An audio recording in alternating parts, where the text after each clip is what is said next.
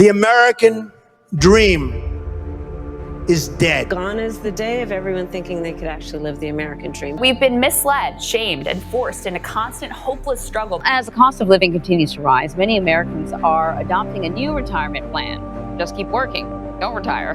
Middle-class household only has $66,000 saved for retirement. Wow. So, how are you going to fund 25 years of retirement with that money? You're going to have to recognize that there are going to be more people out of work. Is education and job training for grown-ups? No, I think that won't matter.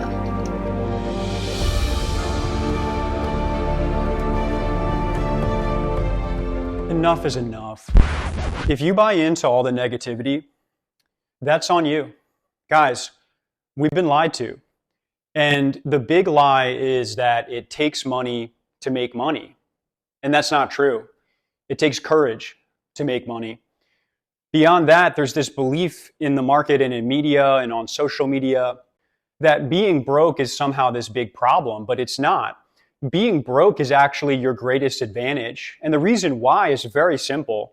The reason why being broke is a big advantage is because when you're broke, you don't have options. All that you can do is focus on the one thing that matters most. And that thing is going to be to create opportunities.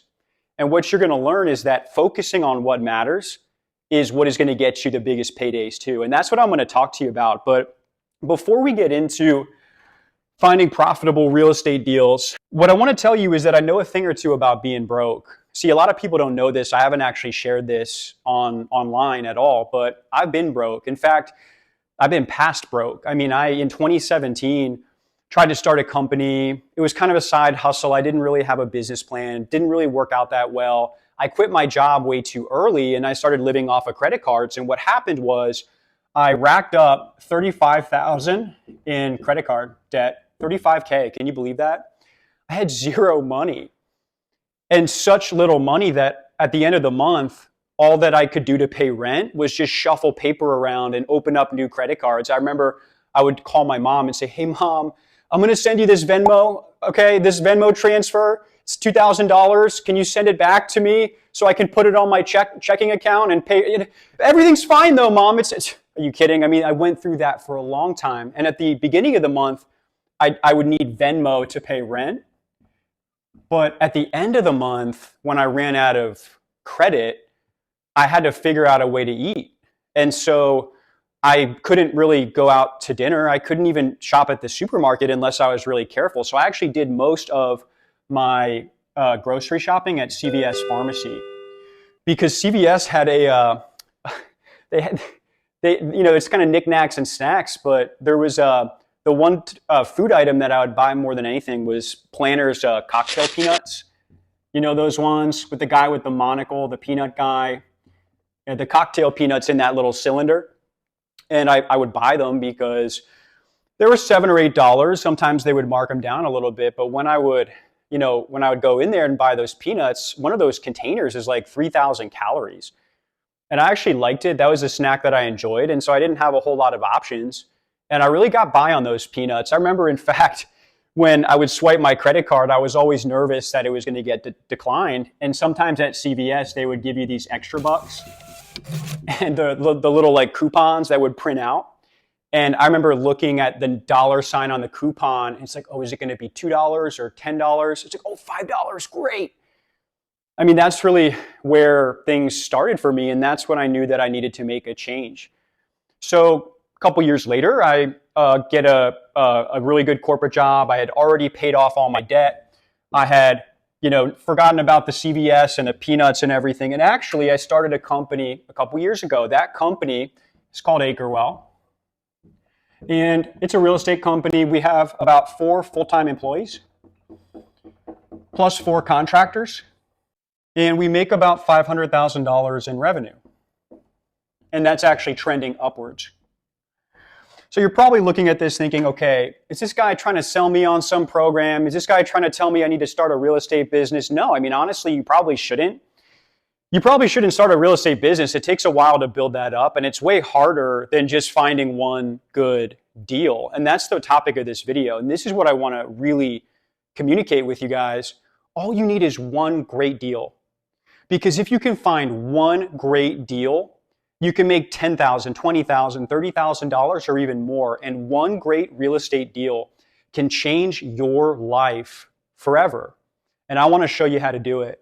What we're going to cover in this presentation here is really what money is in the marketplace, how it works, why money is not scarce when it comes to the real estate market, what your job is as a real estate investor, how to find opportunities, how to put deals together, and what a good deal looks like, how to negotiate it, close it, and make a bunch of dough on your first real estate deal. The first thing you have to understand is that part of the lie that we've been given is that money is scarce. Money is not scarce. Money is common. And what I mean by that is this. The US government, their annual budget is about $6 trillion. That's trillion with a T. I'm going to write that out just in case you haven't seen what $6 trillion actually looks like. It's a 6, then there's some zeros here. Okay, I'm going to keep writing for a little bit. Hopefully I don't run out of room. Okay, there's a couple more zeros. All righty, we're getting to the end of the board. And that's what 6 trillion looks like. Can you believe that?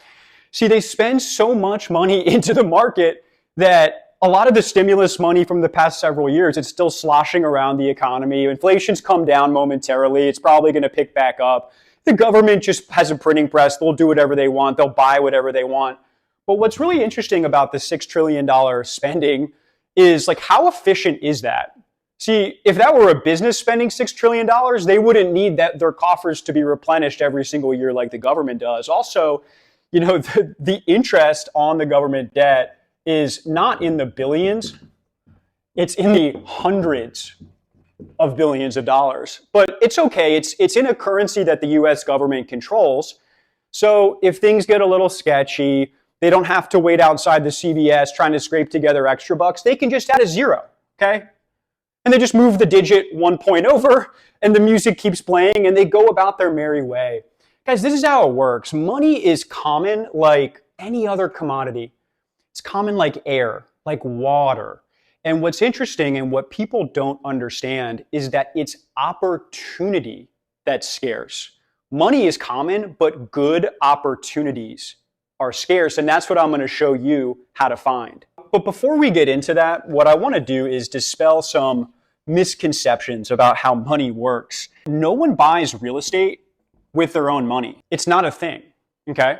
Now, well, let's be honest. If we're being completely honest, there are edge cases where, sure, people have cash and they can buy some condo and they can negotiate a lower price. But remember, the majority of real estate investors that advertise cash offers, they don't use cash, their own cash. They actually either partner with a joint venture equity capital partner, or they use hard money. With institutional investors like Blackstone, they don't even use their own money either. You know, they syndicate funds into a limited partnership. Basically, they just get investors that are passive to give them money, and then they go out and they buy property. You might be thinking, well, what about home buyers? They use less of their own money than anybody else. Home buyers are able to get more leverage and more lending as a percentage of the purchase price than just about anyone else in the market. In real estate, the way it works is you have to negotiate the terms first. With real estate, it's always the deal comes first and the funds come second. And that's true no matter where you look. You may be wondering, well, if I have a good deal, how can I put funds together? I've never done this before.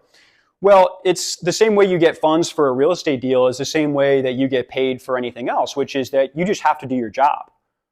The question is, what is your job? And that's what we're going to talk about right now. Your job is to find a great deal. That's it. That is all that you have to focus on doing. If you can find a great deal, and if it's a profitable real estate deal, you will be able to make money and you will be able to get funding from people like me, from hard money lenders, from private lenders, from joint venture equity capital partners, people you find on Reddit, Bigger Pockets, Facebook groups. The money is, in some cases, quite literally just bursting through the walls, okay? The money is not your constraint. The deal is your constraint, and that's where you need to focus all of your attention and on nothing else, okay? So let me just be honest with you guys for a second. nobody cares about your haircut, all right? Nobody cares about your lame haircut that you think is stylish and cool. The market will not pay you for that. And you might be thinking, oh no, who's this guy? How can he talk to me like that? I have a business degree. I have a degree in business management and marketing. And that's the other thing I forgot to mention, which is that no one cares about your lame business degree either. Do not focus your time, energy, attention on what does not move the needle when you have spacious opportunities in front of you in every single market in the country. So now we understand where this is moving, and we understand that we have to focus on creating opportunity, but what does an opportunity really look like? Well, here's one example, and we're going to talk about land because that's what I really know best. What I want you to focus on is acquiring a property, vacant tract of land, probably in the country, probably in a rural area. It's going to have a little bit of acreage on it, and it's going to have some road access. It's going to have some length that runs against the road that enables you to subdivide that land into smaller building lots. Just like this. So this is a property, for example, that you may have a 10-acre property identified. The road may be right down there. When you buy that property, let's just say you pay market price $100,000. Well, when you go to sell, for the low cost of a few $1,000s to get a survey done, what you can do is you can actually sell 4 2.5-acre building lots for $40K each. And these numbers are very realistic. And this would not be a specific example, but this is generally, if a 10-acre tract is $100K and you sell 2.5-acre building lots, this is probably about what you're looking at. So very lifelike, very, very realistic. And even if you have some cost on the survey in the middle, and that's going to be maybe $5K, and that's going to be conservative, you can get a better deal on the survey. You know, what you quickly find is that you're into it for 100, you're 160 on the sell side, minus 100, which is what you bought it for, minus the survey. It's going to be about 5. And what you are left over with is about $55,000. Okay? Think about that. Think about what that would mean for you. Think about seeing that amount of money appear in your bank account. Really, take a moment and reflect. And if you're reflecting, you may be eager and excited, but that excitement gives way to nerves and confusion and reticence, because your next question is, well, hey man, that's great, but how am I going to pay for that? How in the heck am I going to find the 100K? And that's exactly the question that you want to be asking. That's the only question you want to ask. If you have a good deal, it's where's the money? And that's what we're going to talk about right now, because remember, when you buy a piece of land and you identify an owner that you are talking to, what that owner wants is they want a number. You know, a lot of these folks are a little bit older. Sometimes their kids don't really want the land. They don't really connect with the land emotionally. It's like not really their deal. And so the guy or gal that you're going to be connecting with, the landowner, they just kind of want a number, honestly. So 100,000. But what is that? I mean, if you have $0, can you afford $100,000 on a piece of land? I mean, if you think the answer is no, just remember, I had $0 when I was buying cocktail peanuts at the CVS. I couldn't afford the cocktail peanuts, but I still bought them. So how did that work? Well, the way it worked is I had a credit card. That credit card I swiped at the cashier. And what happened was that when they put the receipt in the bag and the peanuts in the bag and I walked out, the peanuts and any other groceries that I bought were my possession. I owned them. But how'd that work? Like, how'd the money really change hands? Well, the bank paid CVS. And then I had a relationship where I owed money to the bank. But the receipt is the evidence that I owned the groceries. And real estate is exactly the same way. You see, the receipt when it comes to real estate is the deed. The deed is the receipt. If you buy a condo on a mortgage, just because your mortgage lender financed 90% of the purchase doesn't mean that you don't own it. Okay?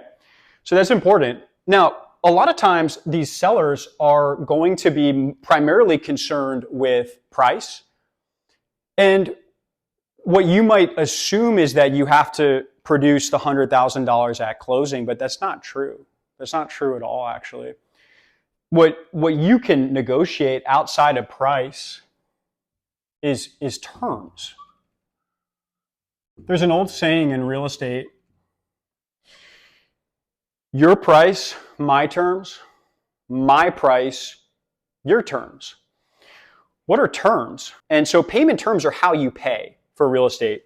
What I'm going to do is show you terms that you really want to aim for. And this is going to sound too good to be true, and it's not. So what I want you to do is just suspend your disbelief for a second, and I want to show you the terms that you should be aiming for. So you can buy a $100,000 piece of land, and on your down payment, you're going to pay $0 down. The deferred balance is the $100K, and you're going to put that on an interest-only mortgage. Only. And then that interest-only mortgage, I'd say 5 to 7 years at least. Give yourself some runway. So what you're also going to want to do is negotiate the interest rate. You want to maybe give them like a market interest rate, maybe 6-8%, something like that. If you're concerned about making monthly payments because you can't afford the payments up front, what you can do is just say, we'll start computing the interest day one, but then we'll start making payments after 12 months. Now, there's a sort of a problem here, which is if anybody has sold a condo or a property that was financed, you realize that the bank holds a lien on the property. And so the bank, so let's say it was a commercial bank, not the seller, if they loaned you money and you wanted to sell these building lots for $40,000 and you had a $100,000 note, they wouldn't let you do it. It's called a due on sale clause. They have to give you prior approval. In simple language, if you sell any component, any part of a property that is financed, you got to pay the loan back in full. So we don't want to do that. And so this is why what is essential is you have to put in a loan provision called a partial release. A partial release, what it enables you to do is these $40,000 value lots,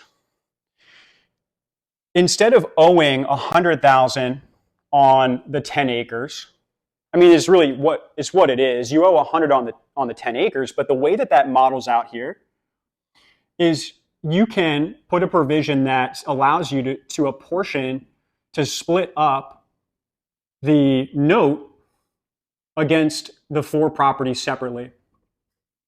Well, what happens when you sell it? Well, what happens when you sell it is there's a $15K profit.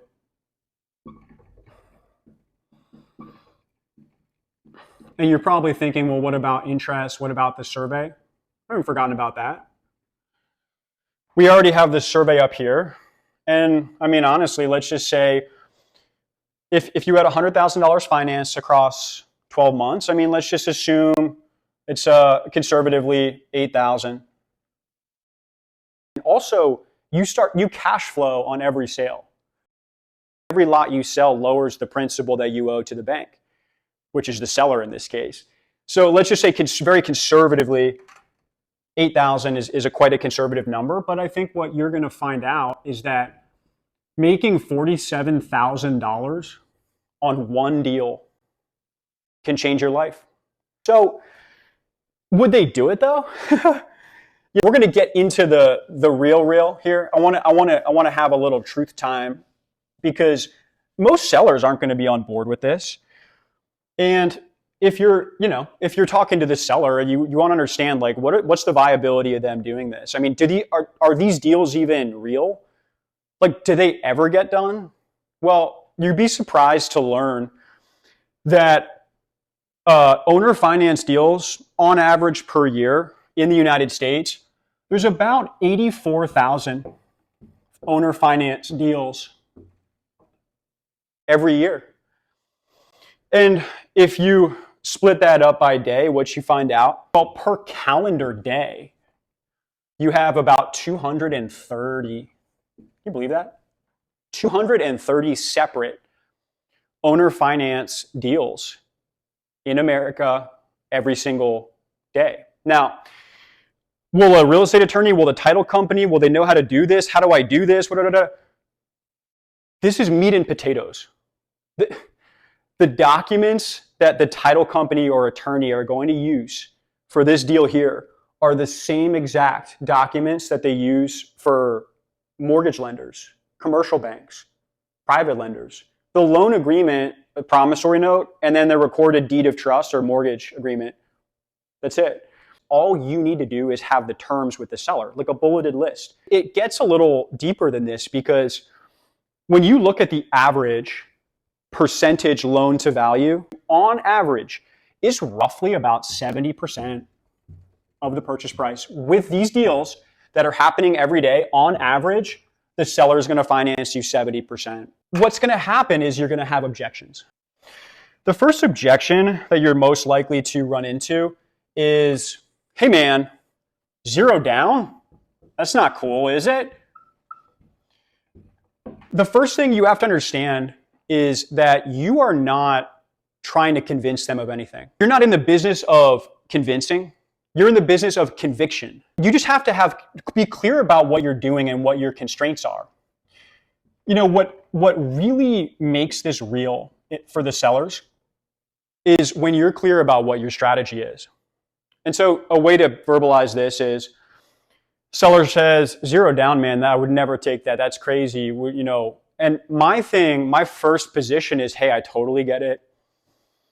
I understand why you would say that. And, the thing is, like, the $100,000, that's like full market value.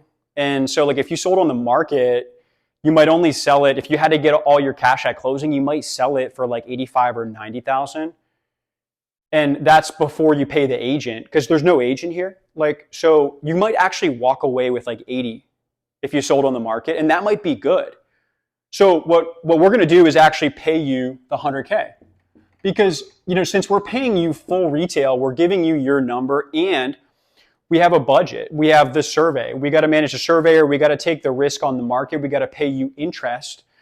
And so what your position is, Mr. Seller, Mrs. Seller, is that we're going to pay you full market value. We're going to sell these building lots, and then you're going to have a second, third, fourth bite of the apple. And you're going to collect monthly interest while you're waiting. Guys, you just have to sell it. That's it. So what you're going to find out is that a lot of times they're going to say, okay, I got it, but I need something down. Can you at least give me like 10,000? You might be thinking, no, I don't have $10,000. I was so close to having this great deal. But what you don't realize is you just scored big, because that $10,000 is not going to come out of your pocket or your credit card account unless you want it to.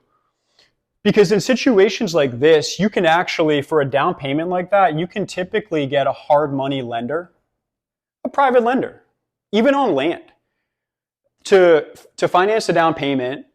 And they might charge, 10 to 15%, more like 15, but just on this balance. I mean, it's not that much. And then the 90K with the seller, I'll say owner finance, whatever interest rate that you negotiate. But the thing is, this is going to be the first lien, and you just make the seller take a second lien.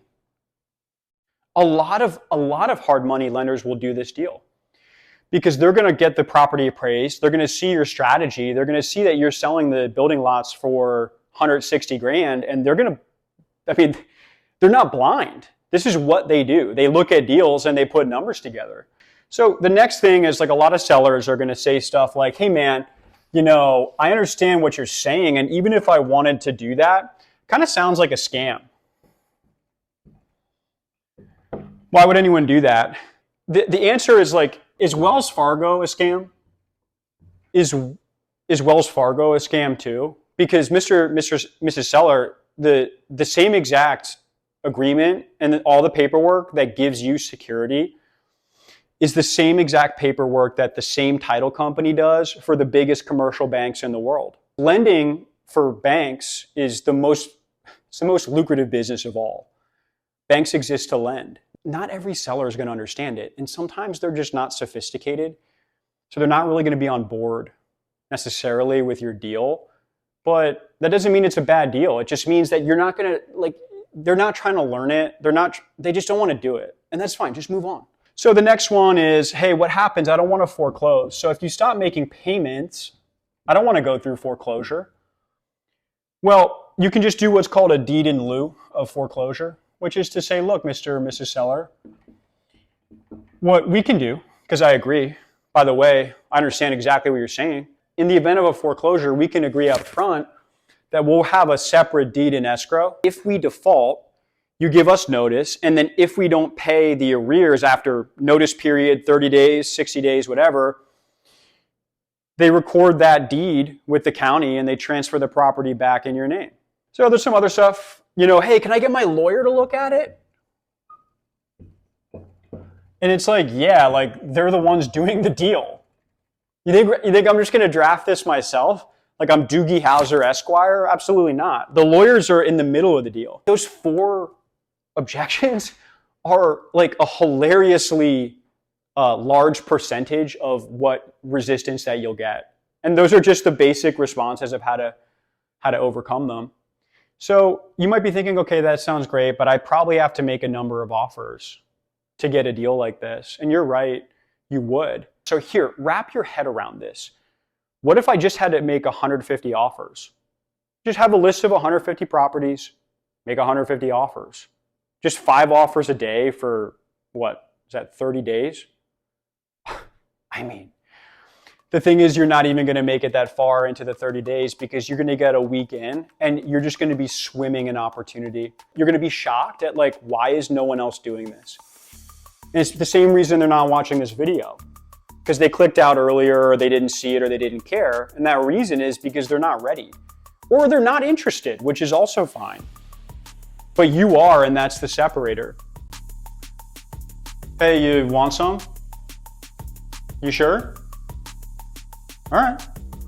Listen, if you like this video and you want to learn a little bit more about identifying off-market land and figuring out where the best opportunities are going to be for your land purchase, I'm going to leave a link to the video here of a separate video that I recorded a couple weeks ago that walks through a step-by-step process of how to find the best off-market land deals in the country, negotiate with the seller directly to buy the land of your dreams.